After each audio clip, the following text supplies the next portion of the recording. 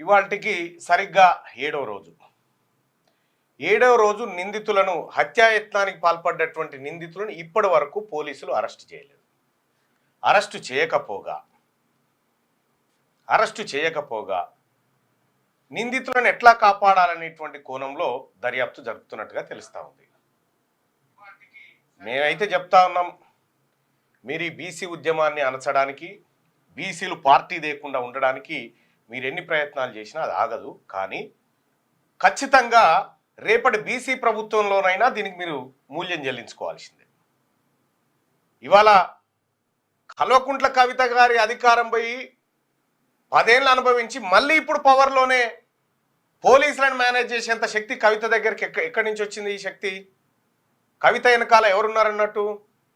ఎవరు చెప్తే రాచకొండ పోలీసులు ఆమెను కాపాడే ప్రయత్నం చేస్తూ ఉన్నారు? ఇవాళకి 7వ రోజు కదా. ఒకవేళ తీన్మార్ మల్లన్న మనుషులే పోయి వేరే కార్యాలయం మీద దాడి చేస్తే ఈ పాటికి ఏం చేసేటోళ్ళు మీరు?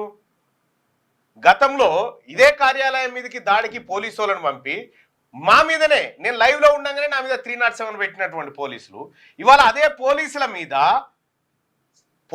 మీద పట్టబగటీలు దాడి చేసి కొట్టిన విజువల్ బయటకు వస్తే పోలీసులు కంప్లైంట్ ఇస్తే పోలీసులను రక్షించుకునే పోలీసు వ్యవస్థ కనీసం అయ్యో మా వాళ్ళని కొట్టిరు మేము కంప్లైంట్ లాడ్జ్ చేస్తామనేటువంటి పరిస్థితి లేకుండా కానిస్టేబుల్లను కూడా, వాళ్ళకి దెబ్బలు తాకిన కానిస్టేబుల్లను కూడా మీరు బెదిరించే ప్రయత్నం చేస్తూ ఉన్నారంటే దీన్ని బట్టి అర్థమవుతా ఉంది కవిత వెనకాల ఎవరున్నారు, కవితతో కాంగ్రెస్లో ఎవరు ములాఖాత్ అయ్యారు. ఈ దాడి, ఈ పరిణామం ఇదంతా నిజంగా మేము ఒకటి చెప్తా ఉన్నాం, చేస్తారా వాళ్ళని అరెస్ట్ చేయండి, లేదంటే సహజంగా మీరు ఎప్పటికీ నన్ను అరెస్ట్ చేయాలని చూస్తుంటారుగా నన్ను చేయండి, ఏదో ఒకటి జరగని. ఈ ఉద్యమాన్ని వదిలిపెట్టే ప్రసక్తే లేదు. గ్రామీణ ప్రాంతం వరకు తీసుకుపోతాం. ఈ రాష్ట్ర ప్రభుత్వం మరీ ముఖ్యంగా కొంతమంది పోలీసులు వ్యవహరించిన తీరుని అన్ని స్థాయిల్లో ఎండగడతాం. ఇప్పటికే ఎక్కడెక్కడ ఫిర్యాదు చేయాలో అక్కడ అన్ని కూడా చేశాం. పోలీస్ వ్యవస్థ మీ పర్సనల్ ఇష్యూస్ కోసమో లేకపోతే మీ పర్సనల్ వ్యక్తులను కాపాడడం కోసమో కాదు ఉన్నది, అది ప్రజల కోసం ఉన్నది.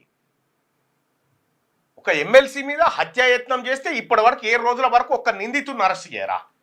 ఇవాళ నేను జాబితా, ఇవాళ 7 రోజులు కదా, నిందితుల జాబితా రేపేస్తాం, ఎవరెవరు ఉన్నారు ఏం కథ అనేది ఫోటోలతో సహా.